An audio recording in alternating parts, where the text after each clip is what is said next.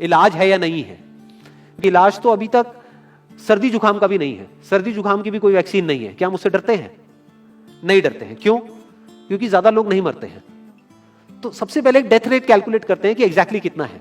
कितने टेस्ट हुए? 40 लाख टेस्ट हुए, उसमें से 2 लाख लोगों को हुआ, तो नियर अबाउट एवरेज कितनी आई? 5% की। अगर यही हमने 4 करोड़ टेस्ट करे होते तो कितने डिटेक्ट हो गए होते अब तक? 20 लाख हो जाते। 40 करोड़ करे होते तो कितने हो जाते? 2 करोड़ हो जाते। टोटल अगर कर लिए होते हमने टेस्ट 130 करोड़ का, तो कितना नंबर निकल करके आ जाता? Near about 5 crore.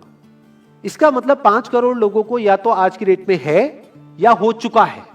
और एक और मजे की बात यह है कि कोरोना में ऐसा नहीं है कि जिसको भी होता है उन सबके सिम्टम्स आते हैं। 80% से ज्यादा जो केसेस होते हैं वो असिम्टोमेटिक होते हैं, उनमें कोई सिम्टम्स नहीं आते हैं। यानी अगर मुझे हो गया है और मैं ठीक भी हो गया हूं तो मुझे पता तक नहीं है।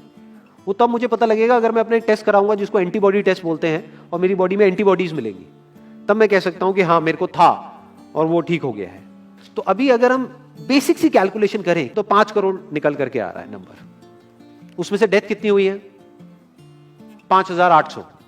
तो 5 करोड़ में से 5,800 डेथ हुई है। पहले तो इसको कैलकुलेशन को हमको ठीक करना है।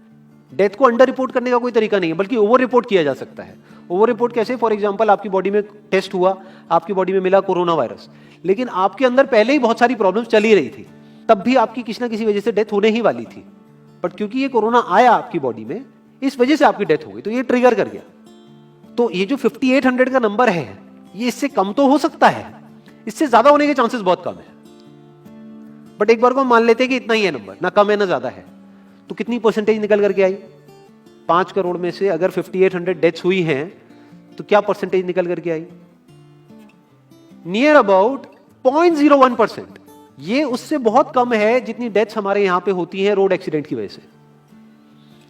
हर साल की अगर हम एक कैलकुलेशन देखें तो 1.5 लाख से ज्यादा डेथ हो जाती है इंडिया में रोड एक्सीडेंट्स की वजह से। हर 4 मिनट में एक डेथ होती है रोड एक्सीडेंट की वजह से। और अगर अभी आप देखोगे सड़कों पे एक बहुत ही फनी चीज नजर आ रही है।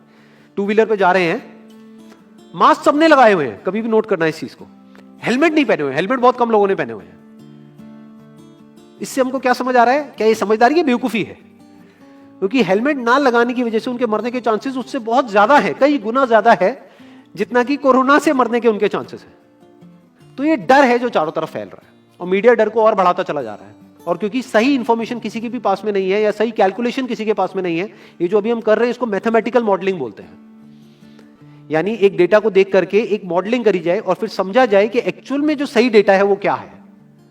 ये नहीं कि लिमिटेड डेटा के बेस पे हम कोई भी कंक्लूजन ड्रॉ कर लें और उसके बेस पे डरते रहें। तो अगर इसका डेथ रेट 0.01% है तो हम सब इतना डर क्यों रहे हैं? क्या कुछ और है जिससे हमको डरना चाहिए, जिससे हम नहीं डर रहे हैं, जिसके बारे में कोई बात नहीं कर रहा है, जो इससे लाख गुना ज्यादा भयानक है? मतलब कोरोना से लाख गुना ज्यादा खतरनाक कुछ है जिससे हम नहीं डर रहे हैं और इससे हम डर रहे हैं। वो क्या है जिससे हमको डरना चाहिए? अनएम्प्लॉयमेंट। अभी पीछे कुछ आर्टिकल्स आए थे न्यूज़पेपर में जहां पे एक फिगर आई थी निकल करके, I am not too sure ये फिगर कितनी सही है कितनी नहीं है, जहां पे आया था कि 13 करोड़ लोग अनएम्प्लॉयड हो गए। इस फिगर से हमको डरना चाहिए। 13 करोड़ लोग अनएम्प्लॉयड होने का मतलब हम समझते हैं कि इसका मतलब क्या है? इसका मतलब ये, अगर इकोनॉमी पॉइंट ऑफ व्यू से देखोगे, कि ये जो 13 करोड़ लोग हैं ये अपने जो खर्चे हैं वो बहुत ही लिमिट में कर देंगे। जिस बंदे की नौकरी चली गई है, क्या वो जाकर के मार्केट में नए कपड़े खरीदेगा? क्या अपने बच्चों के लिए खिलौने खरीदेगा? ट्रैवल एंड टूरिज्म तो भूल ही जाओ। ऐसी और हजारों इंडस्ट्रीज हैं जिनकी धज्जियां उड़ जाएंगी क्योंकि डिमांड कम हो जाएगी ओवरऑल इकोनॉमी के लेवल पे। जब डिमांड कम होगी तो क्या करना पड़ेगा इन ब्रांड्स को, इन कंपनीज को क्या करना पड़ेगा, इन मैन्युफैक्चरर्स को क्या करना पड़ेगा? अपनी सप्लाई को कम करना पड़ेगा। जितनी उन्होंने सप्लाई कम करी, अनएम्प्लॉयमेंट और बढ़ गया। कि आज जो नंबर 13 करोड़ है वो बढ़ करके कितना हो गया? 20 करोड़। यानी पूरा का पूरा लूप बन जाएगा। इस लूप को बोलते हैं रिसेशन, जो ग्लोबली ऑलरेडी रिसेशन आ चुका है। और अगर यही रिसेशन और डीप होता चला जाए तो उसको बोलते हैं डिप्रेशन, जहां से एक इकोनॉमी को बाहर आने में 5 से 10 साल लगते हैं। तो इकोनॉमी का पहले ही बुरा हाल था, प्लस इस कोरोना की वजह से और बुरा हाल हो गया है, प्लस जो रहा सहा हमारा जो अपना डर है वो सिचुएशन को और खराब करता चला जा रहा है। और इस डर को हर कोई बढ़ा रहा है, कोई भी कम करने का काम नहीं कर रहा है। एक्चुअल में अगर आप मेरे स्टैंड पॉइंट से देखोगे तो डरने की कोई जरूरत ही नहीं है, क्योंकि जो डेथ रेट है वो बहुत ही कम है। तो हम डर क्यों रहे हैं? सोचो। बस इसलिए कि डेथ नहीं होनी चाहिए। अगर यही हमारा ऑब्जेक्टिव है कि डेथ नहीं होनी चाहिए, मतलब हम कहते हैं कि किसी की डेथ नहीं होनी चाहिए, तो फिर तो लॉकडाउन परमानेंट हो जाना चाहिए, सड़कों पे निकलना ही नहीं चाहिए, क्योंकि सीधा सीधा 1.5 लाख डेथ बचेंगी। 1.5 लाख लोग जो हर साल एक्सीडेंट में मरते हैं, उनको हम बचा सकते हैं ना, उनकी लाइफ बच जाएगी। परमानेंट कर दो लॉकडाउन को। कैसा है आइडिया? ये बिल्कुल ऐसा है जैसे मैंने एक आदमी की एक कहानी सुनी थी, उसके घर में एक चूहा घुस गया, तो उस चूहे को उसने पकड़ने की बड़ी कोशिश करी, लेकिन वो चूहे को नहीं पकड़ पाया। तो एंड में उसने क्या किया, घर पे आग लगा दी, अपने घर में आग लगा दी। उसके बाद भी चूहा तो बच करके निकल गया, घर चला गया, घर जल गया। यही हालत है इसकी, कोरोना की। इस डर को हमको खत्म करना पड़ेगा, तब जाकर के इस प्रॉब्लम का एक्चुअल में सॉल्यूशन निकलेगा, जो रियल प्रॉब्लम है। और रियल प्रॉब्लम कोरोना नहीं है। रियल प्रॉब्लम क्या है? हमारी जो इकोनॉमी है। रियल प्रॉब्लम क्या है? अनएम्प्लॉयमेंट।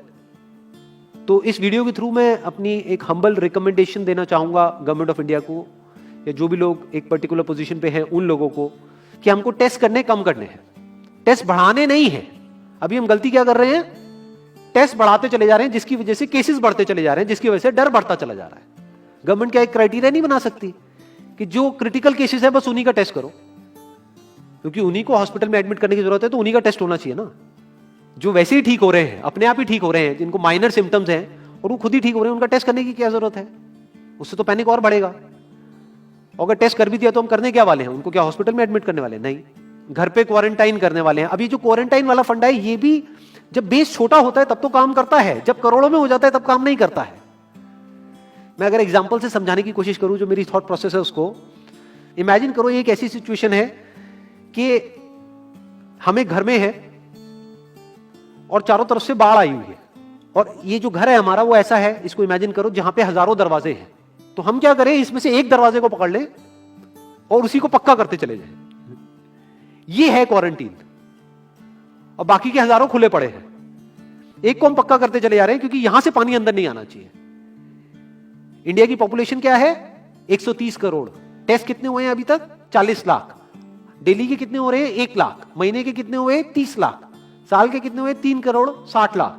तो यानी कि अगर हमको सबका टेस्ट करना है तो कितने साल लगेंगे? 36 साल। तो जब हमको दिख रहा है साफ साफ कि हम सबका टेस्ट कर ही नहीं सकते, तो हम टेस्ट क्यों बढ़ाते चले जा रहे हैं? या तो सबका टेस्ट करो और सब में से सबको देख करके सबको क्वारंटाइन कर दो। ये बिल्कुल ऐसा हुआ कि वो जो घर है जिसकी मैंने अभी बात करी, या तो उसको हर तरफ से सिक्योर करो कि अगर उसके 1000 दरवाजे हैं तो एक को बंद मत करो, सारे बंद कर दो। तब आप कह सकते हो कि यहां पानी अंदर नहीं आएगा, कि हमने 130 करोड़ लोगों का टेस्ट कर लिया है, उसमें से केसेस निकल गए हैं 6 करोड़, और 6 करोड़ को हमने क्वारंटीन कर दिया है। अब ये आगे नहीं फैलेगा, अब 6 करोड़ से 10 करोड़ पे नहीं जाएगा। बट हमने टेस्ट ही करे 40 लाख, जिसमें से केसेस आए 2 लाख। अगर इन 2 लाख को हमने क्वारंटीन कर भी दिया तो बाकी करोड़ों लोग तो बाहर घूम रहे हैं ना। तो उससे होगा क्या? तो अब हमको समझ जाना चाहिए कि इसको रोकने का कोई तरीका नहीं है। तो अब इसका प्रैक्टिकल सॉल्यूशन क्या है? गवर्नमेंट की तरफ से हमको सिर्फ ये इंफॉर्मेशन चाहिए कि भैया अभी कितने बेड्स ऑक्यूपाइड हैं आपके स्टेट में, और अभी कितने और आपने अरेंजमेंट कर रखा है, और कितने और कर सकते हो। अब वो बेड चाहे किसी हॉस्पिटल में हो चाहे किसी होटल में हो। और प्लस ये इंफॉर्मेशन क्यों नहीं जा रही लोगों के पास में कि इतना डरने की जरूरत नहीं है जितना आप डर रहे हो। हाँ ठीक है, प्रिकॉशंस लो, सेफ्टी मेजर्स लो, सोशल डिस्टेंसिंग को मेंटेन करो, लेकिन इतना डरने की जरूरत नहीं है जितना आप लोग डर गए हो, क्योंकि डेथ रेट कम है। ये इंफॉर्मेशन जानी चाहिए अब लोगों के पास में, वक्त आ चुका है। अगर ये नहीं गई तो प्रॉब्लम सॉल्व नहीं होने वाली इकोनॉमी के लेवल पे। कॉन्फिडेंस खत्म हो चुका है, रियलिटी को हमको पहले समझना होगा। अभी प्रॉब्लम क्या हो रही है? हम कह रहे हैं कि हाँ कंस्ट्रक्शन एक्टिविटीज अलाउड है। गवर्नमेंट को क्या लग रहा है? अलाउड बोल करके सारी प्रॉब्लम सॉल्व हो जाएगी। अलाउड तो हो गई, बट मेरे जो फ्रेंड्स हैं जो कंस्ट्रक्शन इंडस्ट्री में हैं, वो बता रहे हैं कि लेबर ही नहीं है, लेबर सारी अपने गांव चली गई है। तो अब कौन कंस्ट्रक्शन करेगा वहां पे? अब ये लेबर चली तो गई है, इसको वापस कैसे बुलाओगे? मीडिया में अगर रोज ये दिखेगा कि केसेस बढ़ रहे हैं, केसेस बढ़ रहे हैं, केसेस बढ़ रहे हैं, वापस आएंगे वो लोग? 1 से लाख नहीं आएंगे। तो उनको मीडिया में क्या दिखना चाहिए, न्यूज में क्या दिखना चाहिए? कि अब ये प्रॉब्लम सॉल्व हो रही है। तो लोगों के अंदर का डर निकलना चाहिए। यानी जो भी मैंने अभी तक कहा, अगर मैं उसको सम अप करूं तो वो क्या है प्रैक्टिकली, अगर पॉइंटर्स में सॉल्यूशन देखा जाए। नंबर 1 मोस्ट इंपॉर्टेंट, टेस्ट धीरे धीरे हमको कम करने हैं, बढ़ाने नहीं है। दिन के 1 लाख टेस्ट हो रहे हैं, मैं ये नहीं कह रहा कि एकदम से 10,000 कर दो, 1 लाख के 90,000 कर दो, एटलीस्ट बढ़ाओ मत। समझ गए? 1 लाख के 1.5 लाख टेस्ट मत करो दिन के, 2 लाख मत करो, क्योंकि तब भी 36 साल लगेंगे पूरा करने में। अगर आपने स्पीड डबल भी कर दी तब भी 18 साल लगेंगे। 18 साल तक तो पता नहीं ये बीमारी कहां होगी, किसी को याद तक नहीं होगा। तो करना क्या है गवर्नमेंट को, अगर थोड़ा सा सेंसिबली चले कि टेस्ट को धीरे धीरे कम करते चले जाओ, यानी 1 लाख से 90,000 कर दो, फिर कुछ दिन बाद 80,000 कर दो, फिर 70,000 कर दो। इसकी वजह से क्या होगा, मीडिया में केसेस कम होते हुए दिखेंगे, अखबारों में केसेस कम होते हुए दिखेंगे, हर जगह पे जहां पे अभी आ रहा है कि अभी तक की सबसे बड़ी फिगर, आज तक के सबसे ज्यादा केसेस, वो सब धीरे धीरे कम हो जाएंगे। कम मीडिया में पैनिक फैलेगा, कम पैनिक फैलेगा लोगों में, धीरे धीरे लोग बाहर निकलना शुरू होंगे, जो अभी नीड ऑफ द आवर है। धीरे धीरे लोग बाहर निकलेंगे, धीरे धीरे डिमांड बढ़ेगी, धीरे धीरे लोगों में कॉन्फिडेंस आएगा, धीरे धीरे लोग जो गांव चले गए हैं वो वापस आएंगे, एक्चुअल में काम शुरू होगा। ऑन पेपर नहीं कि काम शुरू हो गया है, एक्चुअल में लोगों का काम शुरू होगा, लोगों का काम शुरू होगा, इकोनॉमी शुरू होगी। बिल्कुल ऐसा है जैसे 2 महीने के लिए आप किसी गाड़ी को बंद करके कहीं पे रख दोगे राज में, तो क्या होगा, बैटरी डाउन हो जाएगी, उस वक्त क्या करना पड़ेगा, उसको धक्का मारना पड़ेगा। तो अभी उस धक्के की जरूरत है, जंप स्टार्ट की जरूरत है। अब जो टाइम है वो डरने का नहीं है, इस डर को खत्म करने का है, क्योंकि कोरोना ने जितने लोगों को नहीं मारा, ये डर मारने वाला है असलियत में। तो अब इस डर को खत्म करने का टाइम आ गया है। अब हम सबको मिलकर के दिमाग ये लगाना है, ये नहीं कि डर को कैसे बढ़ाएं, बल्कि दिमाग ये लगाना है कि डर को कैसे कम करें या खत्म करें, और लोगों के कॉन्फिडेंस को कैसे वापस से लेकर के आए।